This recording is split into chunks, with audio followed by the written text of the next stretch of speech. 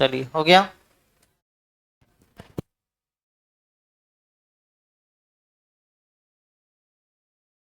लिख लिए, यानी कॉमन कोल्ड आ जाएगा, इसमें एड्स हो जाएगा हेपेटाइटिस बी, पोलियो, रेबीज जिसको हाइड्रोफोबिया या वाटर फियर डिजीज यानी जल से डरने वाला बीमारी, और chicken pox, Covid 19, chikungunya, swine flu, influenza, mumps, कंठमाला, अच्छा मीसल्स और डेंगू। ये सारे के सारी बीमारियां जो है सब किसके द्वारा होता है, तो वायरस के द्वारा होता है, यानी कि विषाणु के द्वारा होने वाला डिजीज है। चलिए अब इसमें से हम लोग वायरस के द्वारा होने वाला डिजीज में सबसे पहला नंबर में पढ़ेंगे किसके बारे में, सर कॉमन कोल्ड के बारे में। कॉमन कोल्ड, कॉमन कोल्ड को हिंदी में क्या कहा जाता है, सामान्य जुकाम। इसको क्या बोलिएगा, सामान्य जुकाम। ठीक है, कॉमन कोल्ड। सबसे पहले ये बीमारी किसके द्वारा होता है, पहले हम इसके पैथोजन का नाम जानेंगे। पैथोजन का नाम पहला नंबर में, इसका पैथोजन, पैथोजन को हिंदी में क्या कहा जाता है, रोग कारक। ठीक है, रोग कारक, यानी कि अब इस बीमारी के रोग कारक कौन है, यह बीमारी किसके द्वारा फैलता है, तो बीमारी किसके द्वारा फैलेगा जी, तो सर ये बीमारी राइनो वायरस, राइनो वायरस के द्वारा फैलेगा। ठीक है, राइनो वायरस लिख लेंगे, राइनो वायरस। ये राइनो वायरस क्या है, ग्रुप ऑफ वायरस है, यानी कि विषाणुओं का समूह है, ये ग्रुप ऑफ वायरस है, राइनो वायरस लिख लेंगे, राइनो वायरस। अच्छा, उसके बाद ये जो बीमारी है इसमें हमारे शरीर का कौन सा अंग जो है अफेक्टेड हो जाता है, अफेक्टेड ऑर्गन। अफेक्टेड ऑर्गन का मतलब होता है प्रभावित अंग। ठीक है, प्रभावित अंग, शरीर के कौन कौन से अंग इसमें प्रभावित हो जाएंगे, तो शरीर में के nose and respiratory, nose and respiratory, respiratory tract, चाहे पाथ। ठीक है, उसी को पाथ भी कहते हैं या ट्रैक्ट कहते हैं, nose and respiratory tract, but not lungs, याद रखेंगे, लेकिन फेफड़ा नहीं होता है। यानी कॉमन कोल्ड को का हिंदी हम लोग बोलते हैं सामान्य जुकाम। सामान्य जुकाम जो बीमारी है किस रोग कारक के कारण होता है, तो क्या बोलिएगा सर, ये राइनो वायरस के कारण होता है। अच्छा, इसमें अफेक्टेड ऑर्गन यानी प्रभावित अंग, हमारे शरीर के कौन से अंग प्रभावित होते हैं, तो नाक और श्वसन मार्ग, लेकिन फेफड़ा इसमें प्रभावित नहीं होता है। लिख लेंगे नाक और श्वसन मार्ग, लेकिन फेफड़ा प्रभावित नहीं होता है। नाक और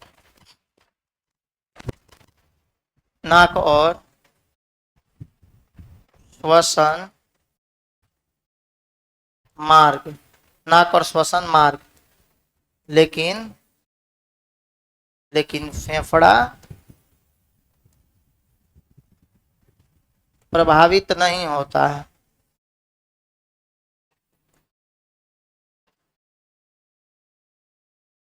ठीक है, लेकिन फेफड़ा प्रभावित नहीं होता है। फिर उसके बाद क्या बोले थे हम इसमें,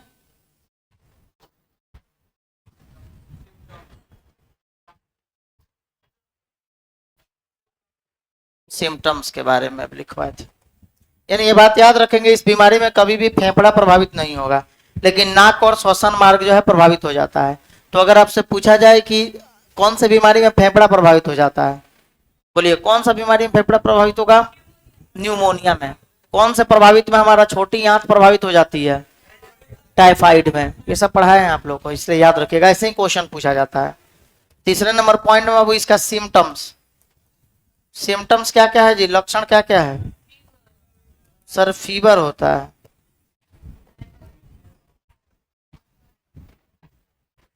फीवर, बुखार रहता है। दूसरे नंबर में हेडेक यानी सर दर्द। तीसरे नंबर में क्या हो जाएगा, नेजल कंजेशन, नेजल कंजेशन का मतलब होता है नाक बंद होना, नाक बंद हो जाना मतलब नाक ब्लॉक हो जाता होगा। कभी कभी रात में सो के सुबह जगे तो देख रहे हैं एक नाके ब्लॉक पड़ा हुआ है, ठीक है, उसको नेजल कंजेशन कहते हैं। उसके बाद एक और है, नेजल कंजेशन के साथ कभी कभी नेजल डिस्चार्ज भी हो जाएगा। नेजल डिस्चार्ज का मतलब हुआ नाक निर्वहन, बस समझ में, मतलब कि नाक बहना, नाक घी नहीं निकलता है, नाक निर्वहन यानी कि बहना, तो नाक भी बहता है इसमें, नेजल डिस्चार्ज होता है। अच्छा उसके बाद और क्या होता है जी सर? इसमें शोर थॉट हो जाता है, शोर थॉट। शोर थॉट को कहने का मतलब क्या हुआ? शोर थॉट मतलब गला बैठना, गला बैठना, गला बैठ जाता है। और छठे नंबर में लिख लेंगे ऐसे हॉर्सनेस और शोर थॉट लगभग एक ही का चीजें है, ठीक है। हॉर्सनेस, हॉर्सनेस, हॉर्सनेस मतलब क्या होता है? स्वर फटना, आवाज फट जाएगा, स्वर फटना। शोर थॉट कहने का मतलब होता है गला बैठ जाएगा, आवाज आपसे नहीं निकलेगा। हॉर्सनेस मतलब हो गया स्वर फटेगा, आवाज बोलिएगा फटा हुआ आएगा। तो लगभग दोनों बतवा एक ही को दर्शाता है, शोर थॉट या हॉर्सनेस, ठीक है। गला बैठना, स्वर का फटना। अच्छा टायर्डनेस, बड़ी वीकनेस महसूस होती है इसमें। और भी थकावट, टायर्डनेस यानी कि थकावट, यानी थकान महसूस होता है। थकान, थकावट न लिखे थकान कर दीजिए, थकान महसूस होता है। अच्छा उसके बाद क्या हो जाएगा? अब इसमें वीकनेस भी हो जाता है, वीकनेस यानी कमजोरी भी हो जाता है, ठीक है।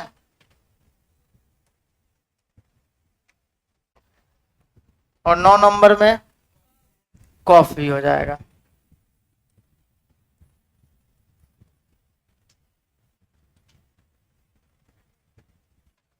खांसी हो जाएगा,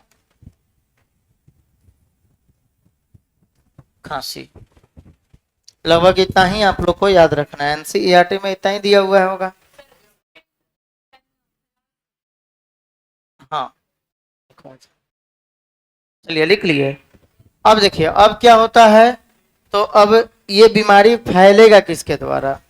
सिम्टम्स तो हम लोग लिख लिए, लक्षण तो लिख लिए, अब बीमारी किसके द्वारा फैलता है इसको नोट कर लीजिए, जिनका भी अगर छूटा हुआ है इसमें। सिम्टम्स इसका लिख लेंगे, लक्षण, ठीक है। यह बीमारी फैलेगा कैसे? चौथा नंबर में लिखेंगे अब, 4 नंबर सिम्टम्स के बाद ये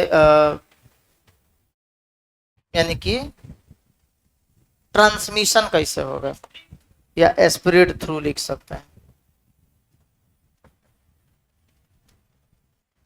स्प्रेड थ्रू या ट्रांसमिशन, दोनों का मतलब एक ही होता है। स्प्रेड थ्रू मतलब किसके द्वारा ये फैलता है, चाहिए ट्रांसमिट कैसे होता है, यानी कि इसका मतलब हो गया संक्रमण। संक्रमण कैसे होगा, यानी यह बीमारी कैसे फैलेगा? ट्रांसमिशन यानी कि फैलना, एक व्यक्ति से दूसरे व्यक्तियों में स्थानांतरित होना। ट्रांसमिशन को हिंदी में कहते हैं स्थानांतरण भी कहते हैं। एक व्यक्ति से दूसरे व्यक्ति में इस बीमारी का स्थानांतरण कैसे होगा, तो याद रखेंगे कैसे होगा जी।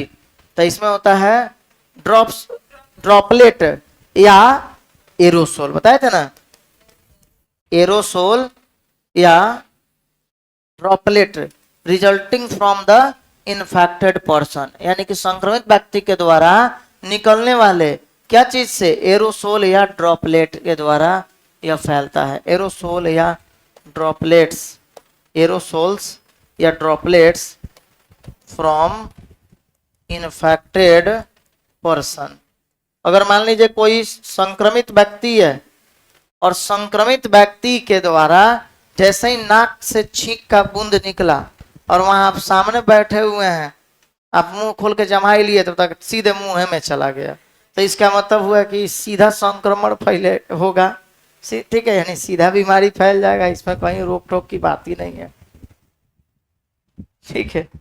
अच्छा, तो स्प्रेड थ्रू क्या होता है जी? यानी कि ये किसके द्वारा फैलेगा, यानी फैलना या फिर संक्रमण होना, ये कैसे संक्रमित होगा, ये बीमारी कैसे संक्रमित करता है? तो एरोसोल्स या ड्रॉपलेट्स फ्रॉम इन्फेक्टेड पर्सन,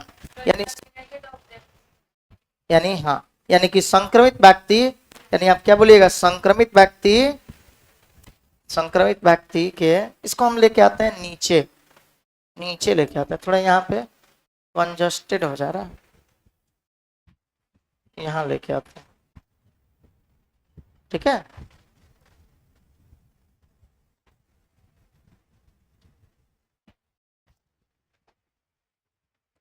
और इसको बना देते हैं पहला नंबर, यानी संक्रमित व्यक्ति, या इसी को हम लोग क्या बोलेंगे, रोगी के छींक या खांसी के बूंदों के द्वारा, या छींक के बूंदों के द्वारा, बूंदों से बीमारी कैसे फैलेगा, समझ में आ गया? तो संक्रमित व्यक्ति के छींक के बूंदों से या खांसी के बूंदों से। अच्छा, दूसरा नंबर में और भी कोई तरीका है इसके फैलने का? हाँ सर, अगर संक्रमित व्यक्ति के द्वारा छुए हुए बुक, पेन, या फिर लैपटॉप, ग्लास, या फिर बर्तन, तो संक्रमित व्यक्ति के द्वारा उपयोग किए हुए ग्लास, तो आप लिख लेंगे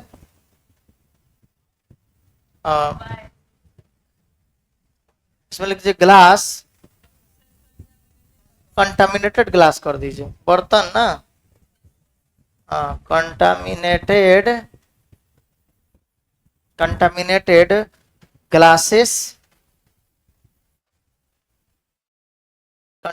ग्लासेस, एंड utensils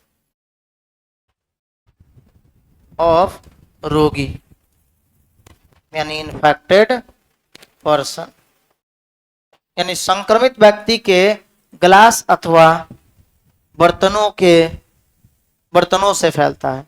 संक्रमित व्यक्ति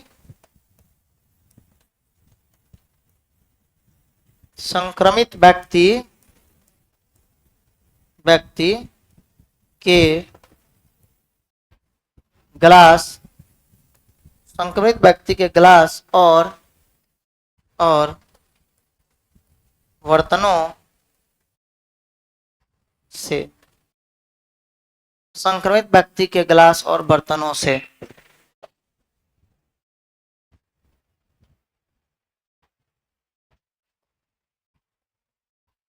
या फिर क्या बोल सकते हैं,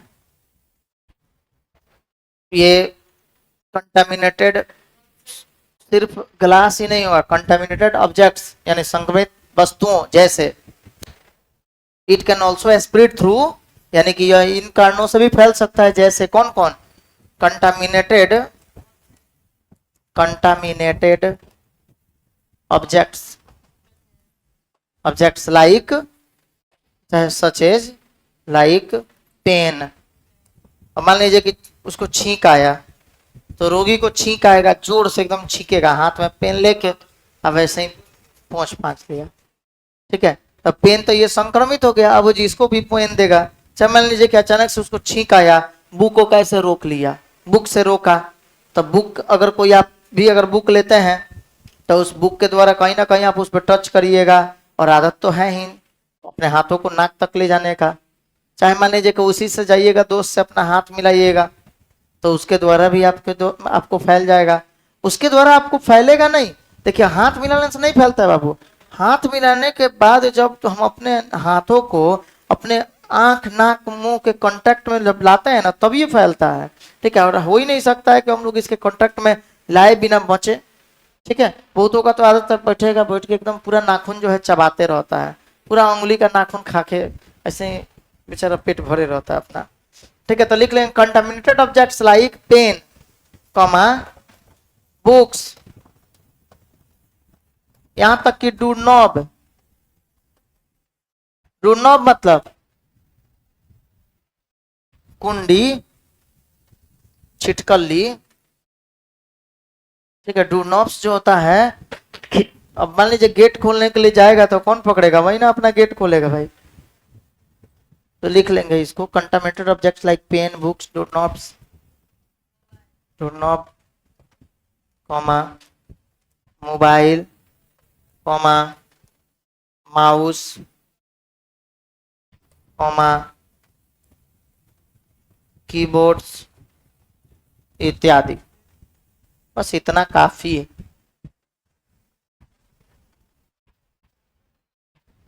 ठीक है, यानी कि यह किसके द्वारा फैलेगा, तो याद रखेंगे यानी कि स्प्रेड थ्रू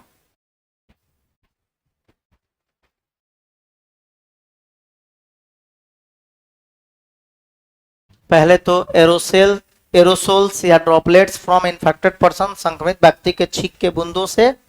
ठीक है, अच्छा उसके बाद contaminated glasses and utensils of infected person, यानी संक्रमित व्यक्ति का ग्लास जो है जिससे वो पानी पी रहा हो या उसका उपयोग किए हुए बर्तन हो तो उसके द्वारा भी फैल सकता है, या फिर दूषित ऑब्जेक्ट्स जो होते हैं जैसे पेन हुआ, बुक हुआ, डोर नॉब हुआ, ठीक है, मोबाइल फोन, माउस, कीबोर्ड, ये सभी।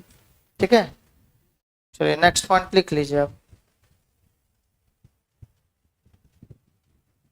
हिंदी बोला जाए, चलिए हिंदी लिखेंगे।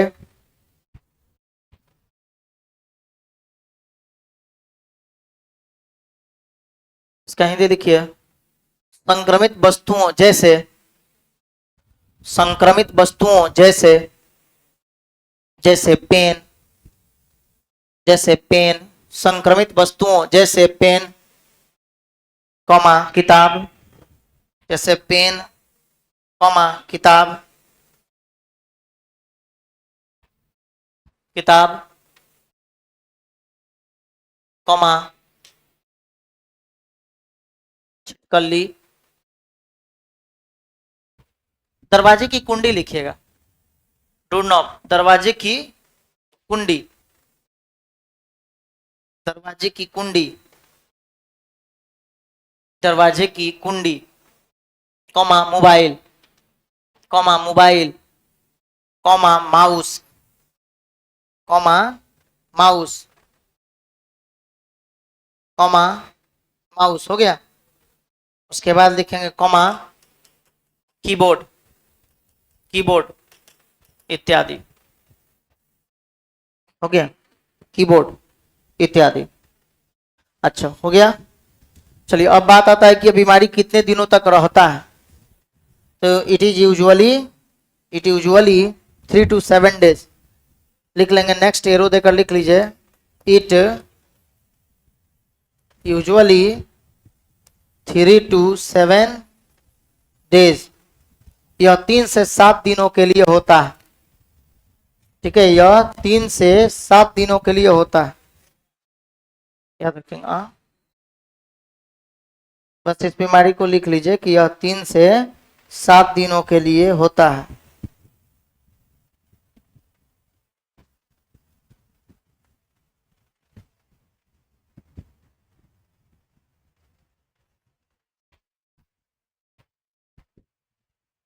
यह 3 से 7 दिनों के लिए होता है, काफी है इतना एनसीईआरटी के अकॉर्डिंग। ठीक है,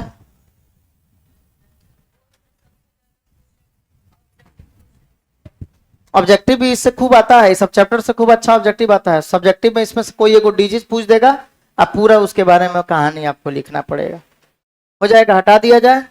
यह 3 से 7 दिनों के लिए प्रायः 3 से 7 दिनों के लिए होता है। 3 से 7 दिन के अंदर में आप अचानक से ठीक हो जाइएगा। ठीक है, हाँ 3 से 7 दिन के अंदर, 3 से 7 दिनों के लिए ही ये बीमारी आता है। ये कोरोना वायरस का छोटका भाई है, मौसी का बेटा है। ठीक है, छोट बेटा है उनका। चलिए हो जाएगा, आगे बढ़ा दिया जाए इसको। चलिए अब उसके बाद बाबू इसमें दूसरे नंबर में आप लोग लिख लेंगे इसके चिकनगुनिया, चिकन गुनिया, चिकनगुनिया लिख लेंगे, चिकन गुनिया,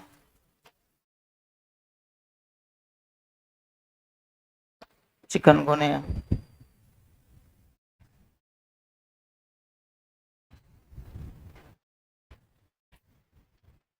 चलिए, अच्छा अब ये बात आता है कि चिकनगुनिया किसके द्वारा फैलता है, किसके द्वारा होता है, तो इसके पैथोजन कौन है। पैथोजन का मतलब होता है रोग कारक, तो इस बीमारी के रोग कारक है चिकनगुनिया वायरस, चिकन गुनिया वायरस।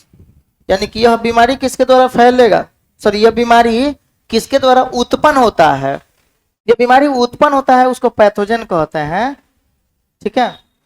अच्छा, वेक्टर बोलने का मतलब होता है यानी कि वाहक, ठीक है, वाहक। इस बीमारी का वाहक कौन है, यानी कि इस बीमारी को फैलाने वाला कौन होता है, तो इस बीमारी को फैलाता है adage, adage mosquito, adage mosquito, ठीक है। ये फीमेल एडिज मस्क्यूटो होती है। एडिज मस्क्यूटो मतलब बीमारी को फैलाने में यानी कि बीमारी को उत्पन्न करने में, खून को चूसने में जो भी काम होता है फीमेल का होता है, मतलब मच्छर का, फीमेल मस्क्यूटो इसको बोलेंगे, ठीक है। तब एडिज मस्क्यूटो लिख लेंगे। वेक्टर इसका हाँ वो अलग, आगे पढ़ाएंगे। अच्छा, इसमें हमारा कौन सा ऑर्गन अफेक्टेड होता है, अफेक्टेड ऑर्गन लिख लेंगे, अफेक्टेड ऑर्गन। अफेक्टेड ऑर्गन का मतलब क्या होता है, संक्रमित अंग, सॉरी प्रभावित अंग, क्या बोलिएगा जी, प्रभावित अंग। इस बीमारी में ज्वाइंट पेन बहुत ज्यादा होगा, ज्वाइंट पेन होगा, मस्कुलर पेन होगा, मांसपेशियों में दर्द होगा, जोड़ों में दर्द होगा, ठीक है। अच्छा, यह बीमारी में, इस बीमारी में प्रभावित अंग कौन होता है, हमारा लिम्फ नोड्स, यानी लसिका ग्रंथि, याद रखेंगे लसिका ग्रंथि। इस बीमारी में लसिका ग्रंथि जो है ये प्रभावित हो जाता है। आगे पढ़ाएंगे, इसी डिजीज में आपको पढ़ना है, डिजीज चैप्टर में ही पढ़ना है लिम्फ नोड्स के बारे में, ठीक है। जब इम्यून सिस्टम के बारे में पढ़ाया जाएगा तो वहां पे सारी चीजें आपको मिलेंगे। हो गया,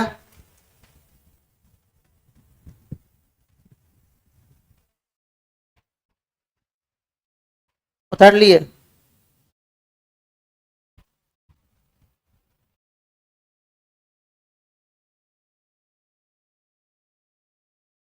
चलिए, प्रभावित अंग हो गया। बीमारी किसके द्वारा फैलता है, यानी वाहक इसका कौन है जो बीमारी को एक जगह से दूसरे जगह ले जा रहा है, तो एडिज मस्क्यूटो, यानी एडिज, एडिज मच्छर, हिंदी इसका क्या लिखेंगे, एडिज मच्छर, ठीक है, एडिज मच्छर। अच्छा, इसके रोग कारक कौन है, तो चिकनगुनिया वायरस। अच्छा, उसके बाद प्रभावित अंग कौन है, तो सर लिम्फ नोड, लसिका ग्रंथि पढ़ाएंगे इसी चैप्टर में। लसिका ग्रंथि के बारे में हम लोग को अच्छा से पढ़ना है, ठीक है। जब आप लोग को इम्यून सिस्टम पढ़ाएंगे, इम्यूनिटी के बारे में बताएंगे, तो उसी में सब पढ़ना है हम लोग को, प्रतिरक्षात्मक। हाँ, व्हाइट कलर का होता है, फ्लूइड है, हम पढ़ाएंगे आगे आप लोग को। चौथे नंबर पॉइंट में, अच्छा इसका सिम्टम्स, सिम्टम्स क्या है, सिम्टम्स बोलने का मतलब होता है बाबू लक्षण। तो इस बीमारी का लक्षण जो है, सबसे पहले इसमें फीवर हो जाता है, फीवर यानी बुखार। अच्छा, फीवर के बाद क्या होता है, एकदम वीकनेस होगा भाई। कौन ऐसा बीमारी है जिसमें आदमी एकदम से मजबूत हो जाता है, वीकनेस, कमजोरी। सर दर्द भी होता है, बात आपका हम मानते हैं, कमजोरी तो होगा ही, उसके बाद सर दर्द भी होगा, लेकिन कौन सा, याद रखेंगे फ्रंटल, फ्रंटल हेडेक होता है इसमें।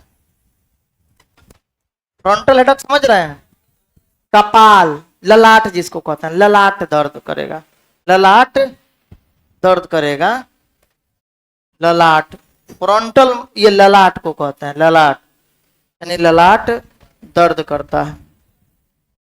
अच्छा उसके बाद क्या होगा बोलिए, मस्क्यूलर,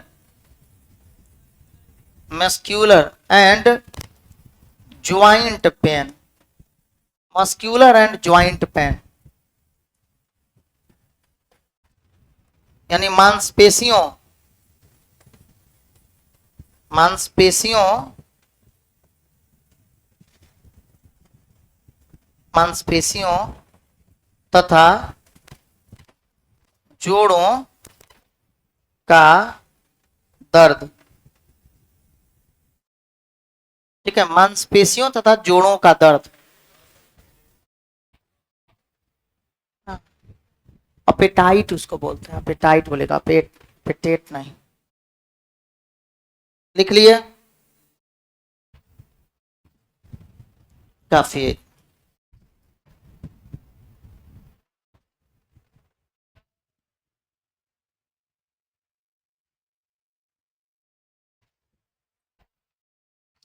लिख लिए इसको।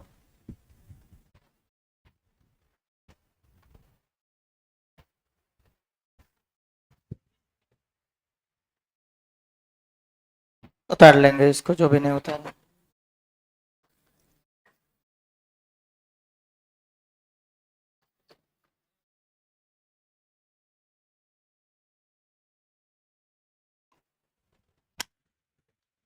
चलिए अब आप लोग लिखेंगे next point, dengue.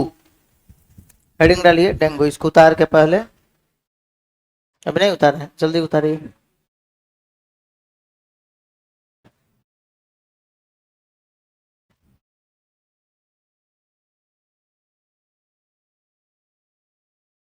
Dengue,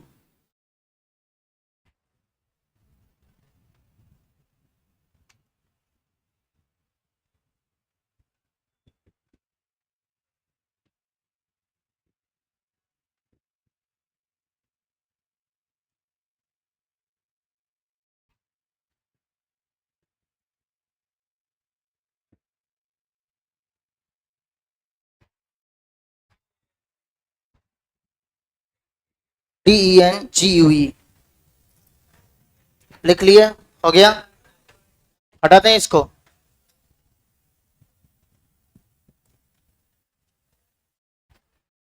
DENGUE, dengue.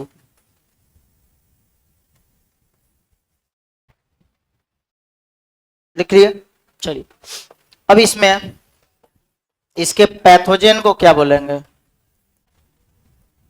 Pathogen का नाम क्या है, फ्लेवी अर्बो वायरस, फ्लेवी अर्बो वायरस, ठीक है, फ्लेवी अर्बो वायरस। डेंगू जो बीमारी है इसको फैला, इसको कौन से रोग कारक इसके कौन है, यानी कि यह बीमारी किसके कारण होता है उसको रोग कारक कहा जाता है।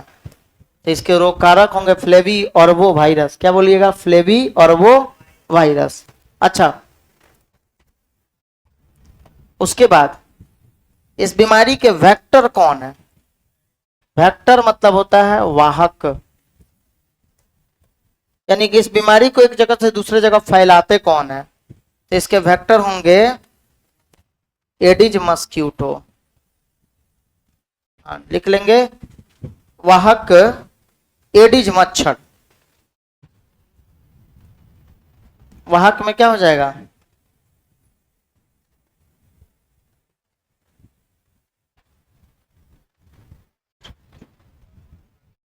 हाँ एडिज मस्क्यूटो,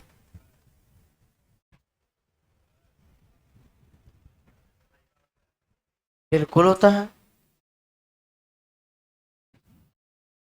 उसी को तो इंसेक्ट करता है, जब इंसेक्ट करता है तो उसी को तो ट्रांसमिट कर देता है हम लोगों में,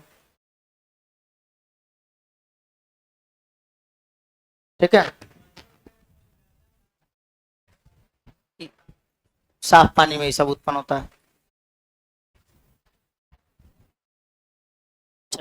अच्छा, इसको हम लोग एक और नाम से जानते हैं, it is also called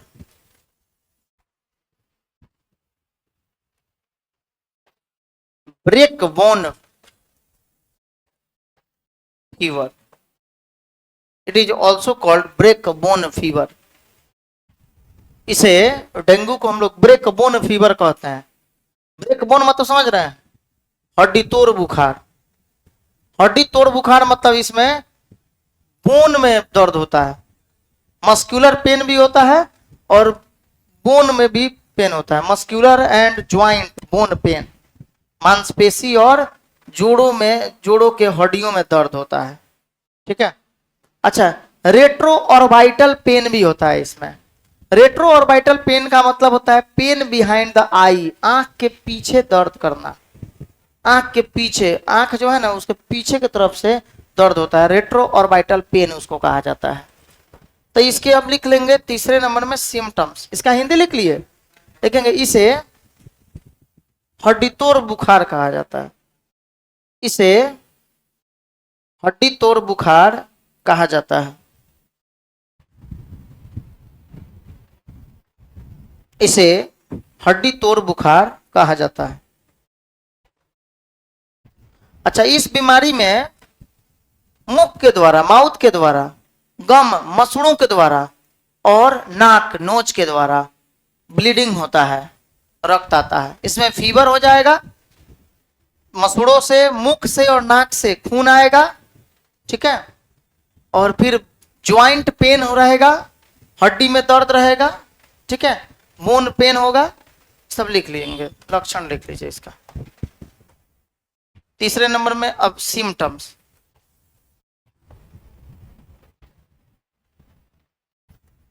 symptoms को हिंदी में क्या कहेंगे? लक्षण। यानी कि इस बीमारी के लक्षण क्या क्या होंगे? सर, सबसे पहले फीवर का होना, फीवर यानी कि बुखार हो जाएगा। दूसरे नंबर में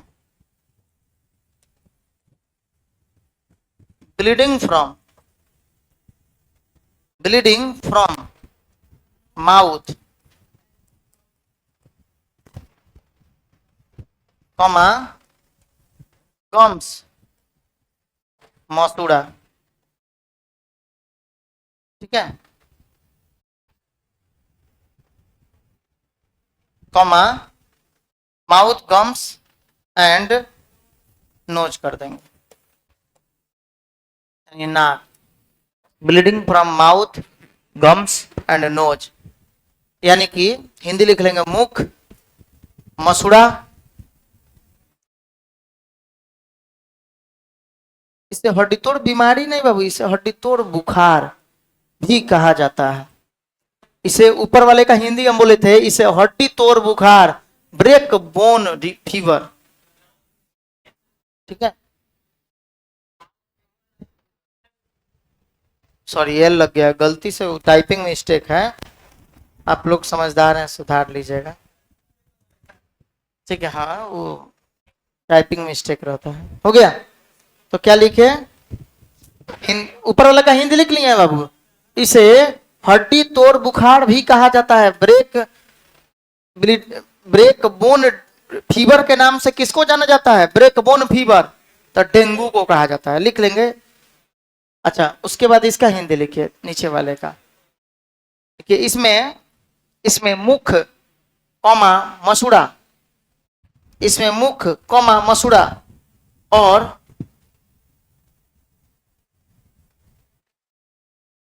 इसमें मुख कॉमा मसूड़ा और नाक, और नाक से, और नाक से, और नाक से रक्त का स्राव होता है, और नाक से रक्त का स्राव होता है।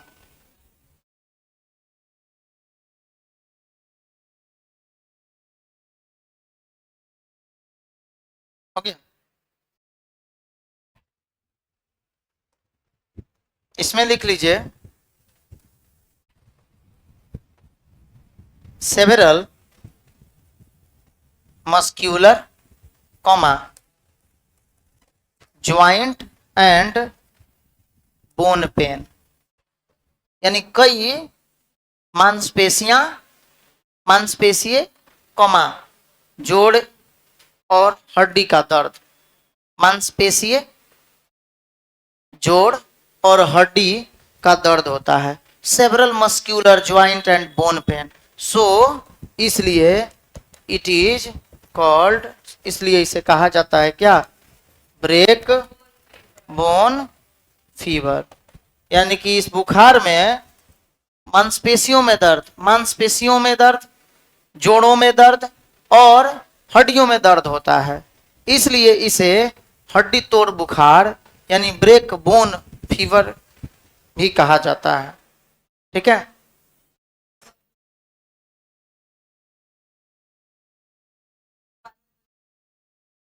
क्या हम बोले हैं, इसमें कई मांसपेशीय यानी मांसपेशी दर्द, ज्वाइंट यानी जोड़ों में दर्द, जहां जहां जोड़ है मांसपेशी का दर्द, जोड़ का दर्द, ज्वाइंट जहां जहां होगा ना आपके बॉडी में, जहां जहां ज्वाइंट है उस सब में दर्द करेगा, बिल्कुल एकदम होगा। और उसके बाद बोन पेन होता है, हड्डी का दर्द। इट इज कॉल्ड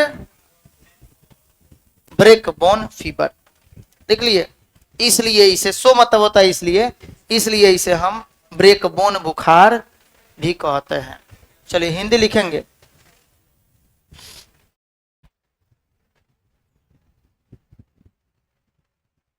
देखिए इसमें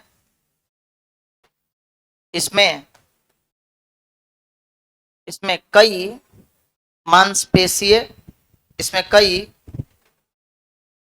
मांसपेशीय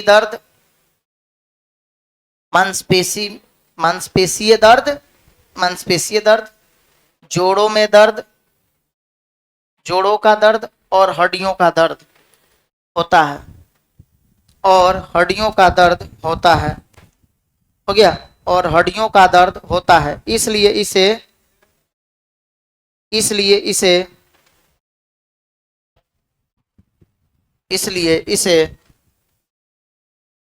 जोड़ों का दर्द, इसमें कई मांसपेशीय दर्द कॉमा जोड़ों का दर्द और हड्डियों का दर्द होता है, इसलिए इसे हड्डी तोड़ बुखार कहा जाता है,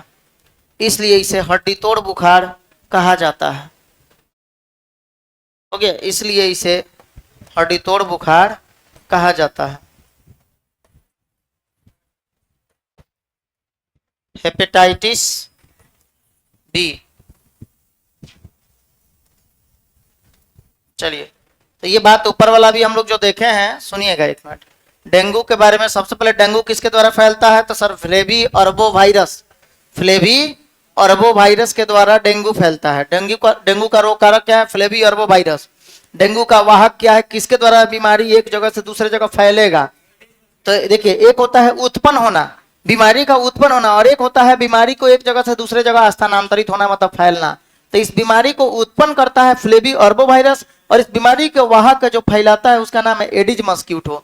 और इस बीमारी को ब्रेक बोन फीवर भी हम लोग कहते हैं। क्यों इस फीवर को ब्रेक बोन फीवर कहते हैं, डेंगू फीवर को, इसलिए क्योंकि सर इसमें जोड़ों में, कई तरह का जोड़ में, मांसपेशियों में, मतलब मसल्स में दर्द होगा, मांसपेशी समझना नहीं, मसल्स, मांसपेशियों में दर्द होगा, ज्वाइंट जहां जहां है आपका उसमें दर्द होगा, और हड्डी जो है बोन उसमें भी दर्द होता है, हड्डियों में भी दर्द होता है, तो इसलिए इसको हम लोग क्या बोलते हैं कि ये ब्रेक बोन फीवर है। अच्छा, इसमें लक्षण कुछ दिया हुआ है, लक्षण जैसे कि फीवर का होना, बुखार हो जाएगा, नाक से, मसूड़ा से और फिर आपके मुख से खून का आना। पूछा जाता है किस बीमारी में नाक से, मुख से और मसूड़े से, तीनों जगह से खून आते हैं, तो क्या बोलिएगा, डेंगू फीवर से। अच्छा, उसके बाद इसमें कई प्रकार के बताइए दिया आप लोग को, मसल्स का, मांसपेशियों का दर्द, ज्वाइंट का दर्द, जोड़ों का दर्द जहां जहां जोड़ है, अच्छा, और उसके बाद हड्डियों का दर्द होता है, इसलिए इसको ब्रेक बोन फीवर कहते हैं।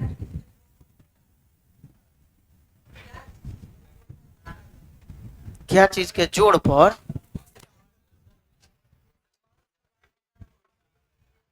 अरे हमारे बॉडी में जहां ज्वाइंट है इसको ज्वाइंट कहते हैं। अब जोड़ पूछिएगा किसके जोड़ पर, वो थोड़ा क्वेश्चन अटपटांग नहीं हो जा रहा है?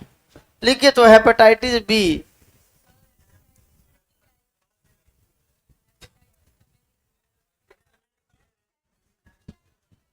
सॉरी सॉरी सॉरी, अभी उतारे नहीं ना, हेपेटिस लिख दिए थे ना, हेपेटाइटिस,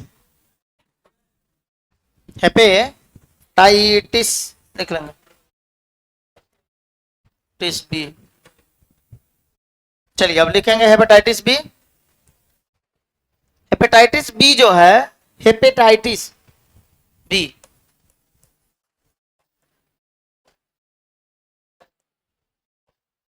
अच्छा हेपेटाइटिस बी जो है ना,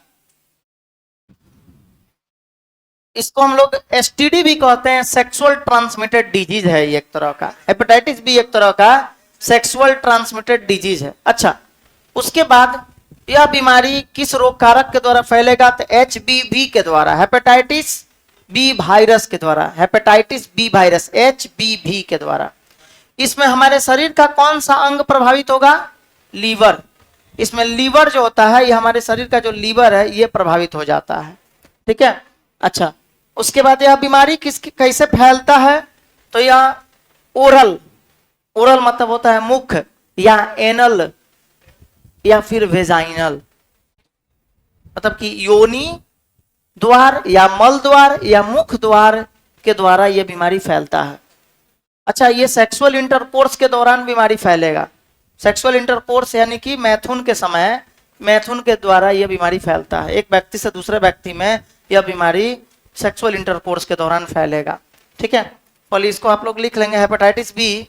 पैथोजन का नाम लिखिए। पैथोजन यानी कि इस बीमारी को उत्पन्न जो करता है। पैथोजन को हिंदी में क्या कहते हैं? रोग कारक। ठीक है, पैथोजन मतलब रोग कारक। इसके रोग कारक हैं sir H B V. H B V का मतलब होता है, देख लीजिए, hepatitis B virus, hepatitis B virus के द्वारा यह बीमारी फैलेगा। ठीक है। अच्छा, उसके बाद मतलब ये बीमारी फैलेगा नहीं, सॉरी, होगा, उत्पन्न होगा हेपेटाइटिस बी वायरस के द्वारा। अच्छा, इसमें कौन सा ऑर्गन अफेक्टेड होता है? अफेक्टेड ऑर्गन,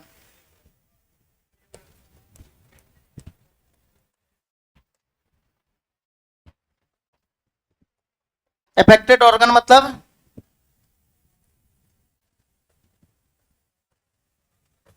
प्रभावित अंग। प्रभावित अंग बोलने का मतलब क्या होता है? लीवर, यानी कि यकृत। इसमें यकृत जो है यही प्रभावित होगा। ठीक है, चलिए अब ये फैलेगा कैसे?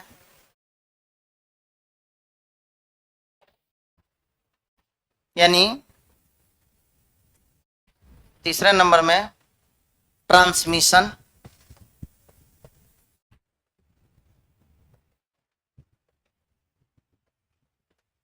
यानी संक्रमण, या इस बीमारी का संक्रमण बोलिए चाहे संचार बोलिए। यानी यह बीमारी संचारित कैसे होगा? संचार इसका कैसे होता है? एक जगह से दूसरे जगह कैसे जाएगा? तो क्या बोलिएगा पहला नंबर में? बोलिए, बाई सेक्सुअल इंटरकोर्स। ठीक है, बाई सेक्सुअल इंटरकोर्स, यानी कि यौन संबंध के माध्यम से, सेक्सुअल इंटरकोर्स। ठीक है, बाई सेक्सुअल इंटरकोर्स विथ रोगी, विथ इन्फेक्टेड पर्सन, यानी कि संक्रमित व्यक्ति के द्वारा लैंगिक संबंध से।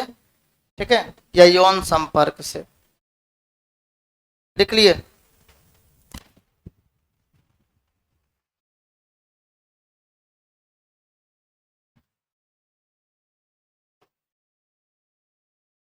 अच्छा, और क्या हो जाएगा, mother to their born baby, माता से उनके बच्चों में भी होता है, मदर टू देयर चाइल्ड, माता से उनके बच्चों में आ जाता है बीमारी। न्यू बॉर्न बेबी बोल रहे हैं, चाइल्ड में जो नया संतान उत्पन्न होगा उसमें माता से संतान में आ जाएगा बीमारी। अच्छा, उसके बाद by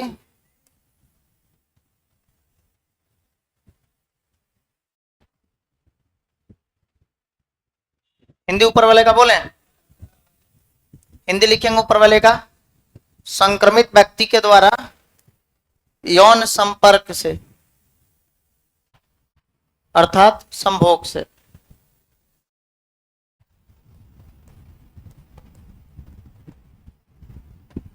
by unprotected sexual intercourse लिख लेंगे।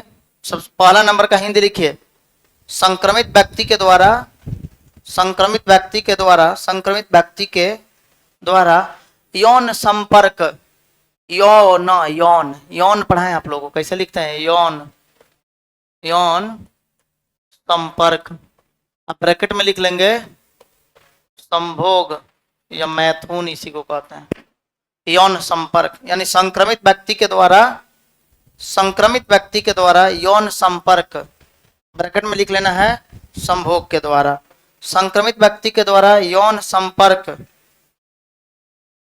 यौन संपर्क या उसी को बोलते हैं क्या, संभोग से या संभोग से, हो गया। उसके बाद दूसरे नंबर का इंग्लिश उतार लीजिए और उसका हिंदी लिखेंगे, माता से उनके बच्चे में लिखेंगे, माता से मदर टू देयर चाइल्ड, माता से उनके बच्चे में, माता से उनके बच्चों में, हो गया। अच्छा, अनप्रोटेक्टेड को हिंदी में कहते हैं असुरक्षित, असुरक्षित, ठीक है। सेक्सुअल इंटरकोर्स मतलब हो गया संभोग, यानी लिखिए असुरक्षित संभोग के द्वारा, असुरक्षित संभोग का मतलब होता है विदाउट कंडम, यानी सेक्स विदाउट कंडम, बस समझ में आया, बिना कंडम के ये संभोग के कारण ये बीमारी फैलता है। तो लिख लेंगे असुरक्षित संभोग के द्वारा, लिख लिए असुरक्षित संभोग के द्वारा,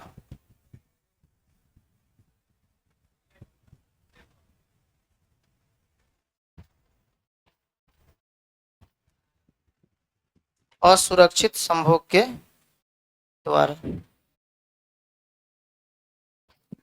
बोलिए गुड मॉर्निंग,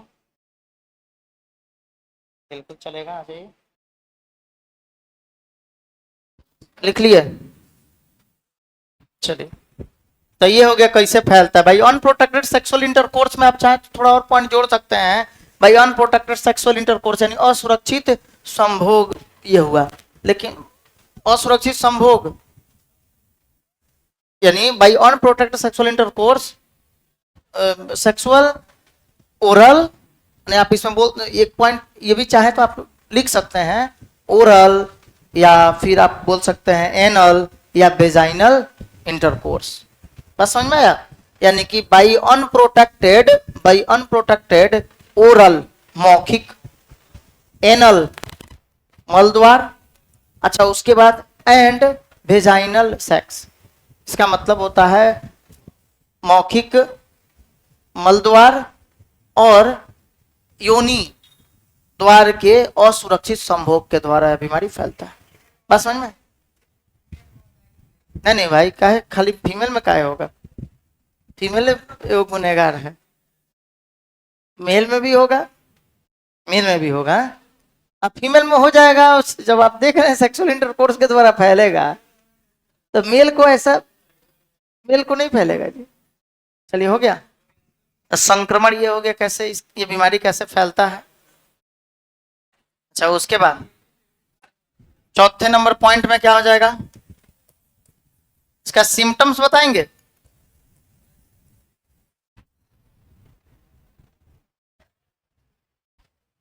लक्षण इसका क्या क्या है, कोई बताएंगे?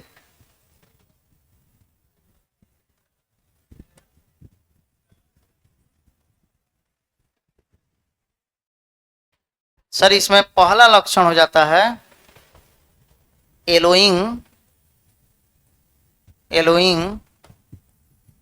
Of I and skin called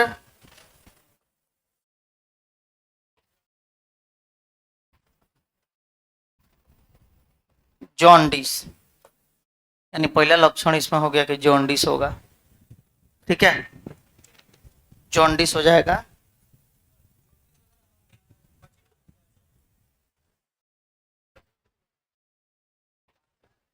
वो दूसरा कारण है, लिख लिए, yellowing of I and skin called jaundice, यानी कि आंख और त्वचा का पीला होना, ब्रैकेट में लिख लेंगे जॉन्डिस, यानी पीलिया रोग, आंख और त्वचा का पीला होना। अच्छा, पेट में दर्द रहेगा, एब्डोमिनल पेन हो जाएगा, पेट दर्द। तीसरा, डार्क यूरिन, यूरिन जो है ना ये डार्क हो जाएगा, बिल्कुल डार्क, समझ रहे हैं? पेशाब का रंग जो होगा ये पूरा डार्क हो जाता है, पीले कलर का जो हुआ ना तो पीला में एकदम गाढ़ा पीला दिखाई देने लगता है, ठीक है, डार्क। क्या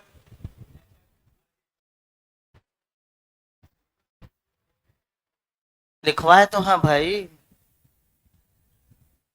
पहले ही लिखवा दिए थे। हो गया, आगे बढ़े क्या हम लोग? लीवर इसी में लिखवाए हैं, चलिए लिखेंगे लक्षण, लिखिए लक्षण लिख कर रो दीजिए। पहला वाला का हिंदी बोलें, देखिए आंख और त्वचा का पीला होना,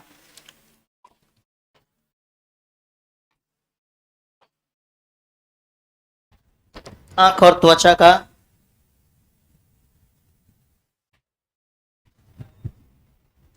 और त्वचा का पीला होना। सॉरी यहां से देखिए ये हट गया, एब्डोमिनल पे, आंख और त्वचा का पीला होना हो गया। दूसरे नंबर में लिखेंगे पेट दर्द, दूसरे नंबर में लिखिए पेट दर्द, आंख और त्वचा का पीला होना, और दूसरे नंबर में लिखेंगे पेट दर्द। तीसरे नंबर में लिखिए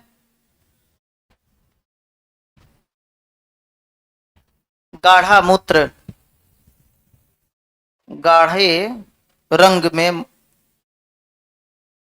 केवल गाढ़ा मूत्र लिख दीजिए, मूत्र थोड़ा गाढ़ा हो जाएगा, मूत्र जो है गाढ़ा, गाढ़ा बोलने का मतलब हुआ डार्क हो जाता है, यानी हाँ गाढ़े पीले रंग लिख लेंगे, मूत्र गाढ़े रंग के हो जाते हैं, गाढ़े मूत्र गाढ़े रंग के हो जाते हैं।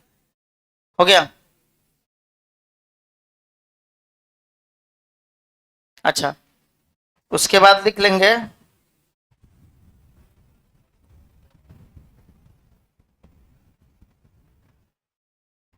फीवर भी लिख लेंगे, बुखार,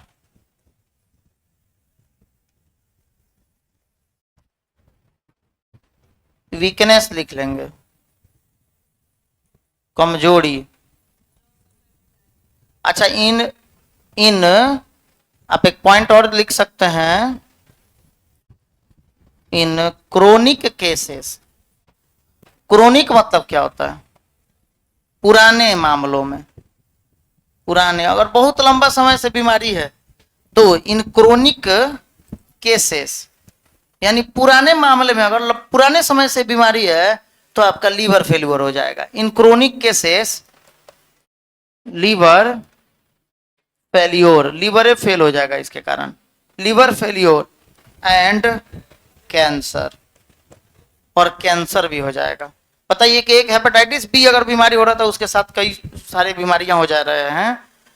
पहले तो आपका लीवर डैमेज हो जा रहा है, आपको क्या हो जा रहा है जी, जॉन्डिस हो जा रहा है, पीलिया रोग जॉन्डिस हो जा रहा है, और क्या हो रहा है, कैंसर हो जा रहा है। लिख लेंगे, यानी पुराने मामलों में लीवर फेलियोर तथा कैंसर हो जाता है। पुराने मामलों में लीवर का फेल होना, लीवर फेल, और ऐसे लिख लेंगे लीवर फेलियोर तथा कैंसर हो जाता है। लिख लिए, पुराने मामलों में लीवर फेलियोर तथा कैंसर हो जाता है।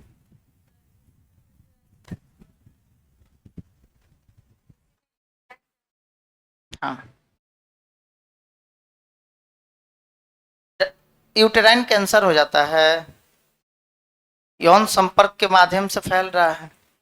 लिख लिए, इसमें पुराने मामलों में लीवर फेलियोर तथा कैंसर हो जाता है, तथा कैंसर हो जाता है। चलिए नेक्स्ट पॉइंट लिख लेंगे, पोलियो। पोलियो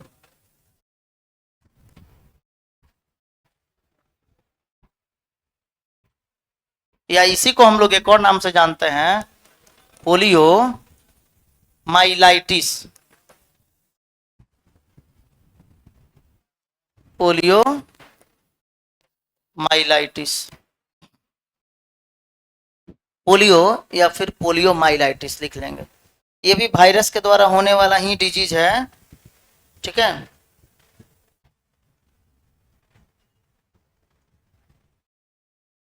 पोलियो, ठीक है। चलिए इस बीमारी के पैथोजन का नाम बताएंगे। पैथोजन जो होगा, पैथोजन का मतलब होता है रोग कारक। तो इस बीमारी के रोग कारक कौन होंगे, तो sir polio virus. Polio virus जो है इस बीमारी के रोग कारक हैं, ठीक है। पोलियो जो है किसके द्वारा होता है जी, तो पोलियो वायरस के द्वारा होता है। अच्छा, ये वायरस जो है कैसे इंटर करता है बॉडी में, यह वायरस शरीर में कैसे प्रवेश करेगा, तो लिखेंगे polio virus enters into the body, enters into the body, polio virus enters into the body through mouth, ठीक है। लिख लेंगे, पोलियो वायरस शरीर में मुख के द्वारा प्रवेश करता है। पोलियो वायरस शरीर में मुख के द्वारा प्रवेश करता है। हो गया, पोलियो वायरस कैसे प्रवेश करेगा शरीर में, तो पोलियो वायरस शरीर में मुख के द्वारा प्रवेश करता है। हो गया, पोलियो वायरस शरीर में मुख के द्वारा प्रवेश करता है। अच्छा, आपसे अगर क्वेश्चन पूछा जाए, पहले हम ये कौन सा बीमारी अभी दूसरा नंबर आपका बीमारी मिल रहा है, जो बीमारी दूषित जल और पानी के द्वारा फैलता है। एक तो आप पढ़े हुए थे, जब आपको टाइफाइड पढ़ाए थे तो बताए थे टाइफाइड जो है ये दूषित जल और पानी, दूषित जल और फूड के द्वारा, यानी भोजन के द्वारा, कंटामिनेटेड फूड एंड वाटर के द्वारा फैलता है। और ये भी बीमारी हाउ टू स्प्रेड, इसमें हम लोग लिखेंगे ये बीमारी कैसे फैलता है। तो इसमें पोलियो भी जो है ये दो तरह से फैलता है, एक तो दूषित जल और भोजन के द्वारा, और दूसरा ये इन्फेक्टेड पर्सन के साथ रहने से फैलता है, संक्रमित व्यक्ति के साथ रहने से, कॉन्टैक्ट विथ इन्फेक्टेड पर्सन। जैसे ही संक्रमित व्यक्ति के संपर्क में आप जाइएगा आपको पोलियो हो जाएगा, ठीक है। तो इसमें लिख लेंगे, ये हिंदी लिख लिए, पोलियो वायरस शरीर में मुख के द्वारा प्रवेश करता है। हो गया है ना, पोलियो वायरस शरीर में मुख के द्वारा प्रवेश करता है। अब हम लोग को लिखना है how to spread, how to spreads, यानी कैसे फैलता है, कैसे फैलता है, यानी स्प्रेड थ्रू कैसे फैलता है, कैसे फैलेगा जी, हाउ टू स्प्रेड्स। सर पहला नंबर पॉइंट हो जाएगा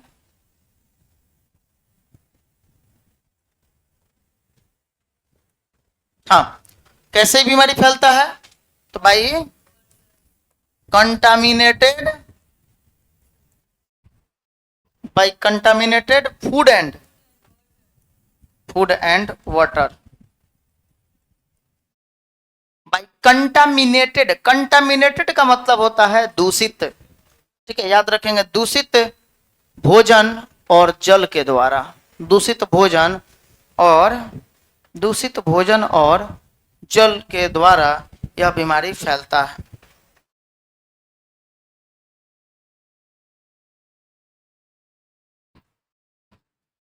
हाउ टू स्प्रेड लिख लीजिए।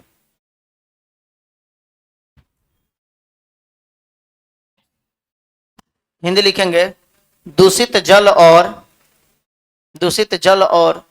भोजन, चाहे दूषित भोजन और जल के द्वारा फैलता है, दूषित जल और भोजन के द्वारा फैलता है। हो गया, दूषित जल, अच्छा दूषित भोजन और जल के द्वारा फैलता है, दूषित भोजन और जल के द्वारा फैलता है। और फिर ये कैसे फैलेगा, तो कांटेक्ट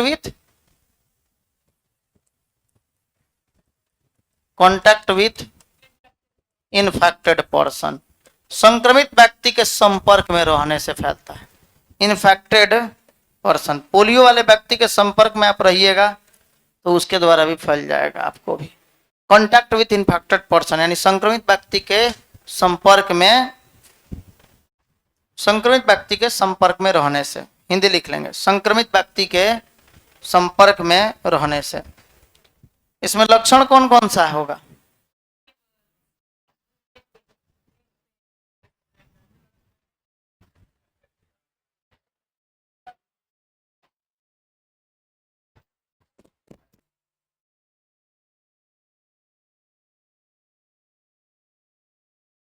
लिख लिए क्या, चलिए इसका सिम्टम्स लिख लेंगे, इसका हिंदी नहीं लिखे हैं। संक्रमित व्यक्ति के संपर्क में रहने से, संक्रमित व्यक्ति के संपर्क सूत्र से आप हिंदी लिखेंगे, संक्रमित व्यक्ति के संपर्क में रहने से,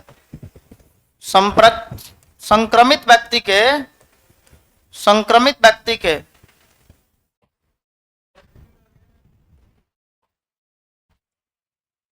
जो लिखवा रहे हैं उसको पहले लिखिए ना, संक्रमित लिख लिए, संक्रमित व्यक्ति के संपर्क में रहने से। चलिए अब इसमें लिखेंगे पहला नंबर में फीवर, बुखार होगा, हेडेक, सर दर्द होगा,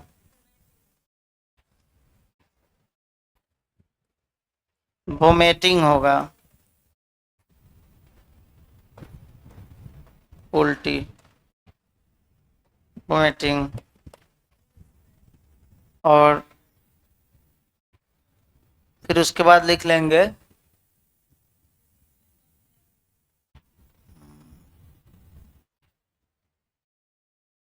अच्छा एक उसमें हम आप लोग को बोले हुए थे लक्षण, रेट्रो ऑर्बिटल पेन लिखवाए थे, खाली बोल के रहने दिए हैं, आइए ध्यान में नहीं था लेना है सब। अभी जस्ट हम एक डिजीज आप लोग को पिछला जिसमें बोले हुए थे, डेंगू में बोले हुए थे, रेट्रो ऑर्बिटल पेन होता है, तो एक लक्षण उसमें डेंगू में जोड़ लीजिए, रेट्रो ऑर्बिटल पेन हम बताए हैं, लेकिन वो लक्षण आपको लिखवाए नहीं है, खाली बोल के रहने दिए हैं। अरे नहीं बोले हैं पेन बिहाइंड द आई, आंख के पिछवाड़ा दर्द करता है, तो उस समय आप लोग ध्यान नहीं देते हैं, दिए हैं, उसमें जोड़ लीजिएगा जरा, एक मिनट रुक जाइए, वो छूटा हुआ है एक पॉइंट, डेंगू में आइए, ठीक है, डेंगू में आकर एक पॉइंट जोड़ लेंगे लक्षण में उसका, ठीक है, लक्षण में क्या होता है, तो रेट्रो ऑर्बिटल पेन, सी तक तो लक्षण इसमें लिख लिए थे, डी नंबर लक्षण लिख लीजिएगा आप इसका, किसका, डेंगू का, डेंगू में जाइए, अभी डेंगू जो पढ़ाए थे, अब उसमें जाकर लिख लेंगे retro orbital pain. Retro orbital pain किसको कहते हैं?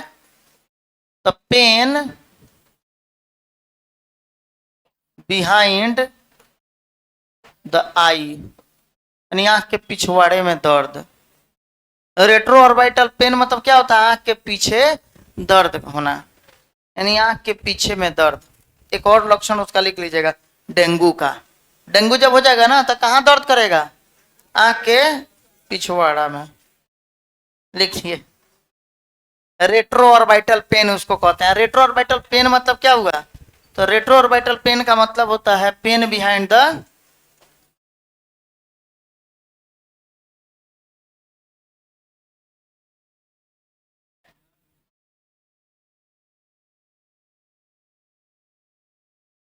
लिख लिए।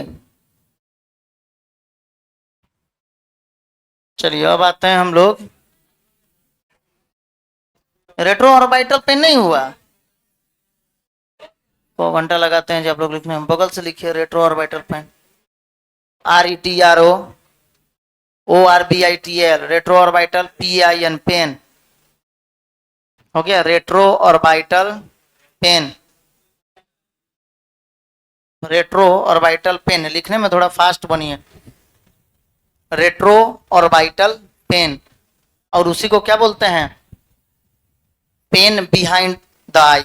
लिखे pain behind the eye, bracket में लिख लेंगे pain PIN pain behind the eye. दिखा दीजिए जी बगल में जो लिखे हो। हो गया पेन बिहाइंड द आई।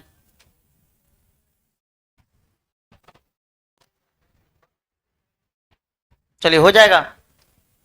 अच्छा अब आइए इसका, उसको हिंदी में लिख लीजिएगा, आंख के पीछे में दर्द, आंख के पीछे में दर्द होना। चलिए इसका लक्षण बताइए अब। पोलियो का लक्षण, फीवर, हेडेक, वोमिटिंग, और क्या होगा जी? वीकनेस कर देंगे, कमजोरी, पैरालिसिस भी हो जाता है इसमें। पैरालाइज भी हो जाता है इंसान, ठीक है, व्यक्ति जो है इसमें पैरालाइज हो जाएगा। अच्छा जी मिचला आएगा इसमें, नौसिया भी लिख लेंगे, नौसिया भी होता है, नौसिया, जी मिचलाना। अरे पैरालिसिस, ये पोलियो में आदमी पैरालिसिस नहीं मार देता है उसको, पैरालाइज, अंग जो है कामे नहीं करेगा, पोलियो मार देता है तो पैरालिसिस लिख लेंगे।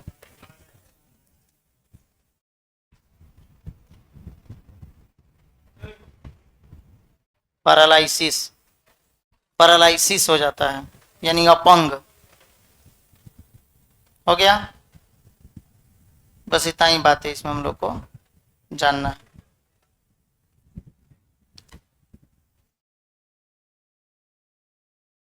पैरालिसिस हो गया। पैरालिसिस को हिंदी में क्या बोलिएगा? अपंग लिख लेंगे, अपंग। अंग काम नहीं करेगा, अपंग हो जाता है। इससे बचने के लिए हम लोग क्या करते हैं? पोलियो का क्या लेते हैं? टीका लेते हैं। इसका टीका लिया जाता है तो प्रिवेंटेड बाई, प्रिवेंशन लिख लेंगे। प्रिवेंशन मतलब बचाव। इसका बचाव कैसे करते हैं? तो सर पोलियो वैक्सीन लेते हैं, पोलियो वैक्सीन यानी पोलियो टीका, पोलियो पोलियो टीका लिया जाता है। अब पोलियो वैक्सीन लेते हैं और पोलियो वैक्सीन के द्वारा ये व्यक्ति ठीक रहता है। बचपन में ही पोलियो का वैक्सीन दे दिया जाता है, ठीक है। चलिए तो यहाँ तक सभी लोग वीडियो को देख लेंगे, जो भी आज क्लास में एब्सेंट थे वीडियो को देख लेंगे, ठीक है। नेक्स्ट क्लास में आप आइएगा तो इसके आगे हम लोग पढ़ेंगे। NCERT का अगला टॉपिक क्या है? मलेरिया ना, तो मलेरिया को हम लोग अब पढ़ा जाएगा, ठीक है। Okay, thank you.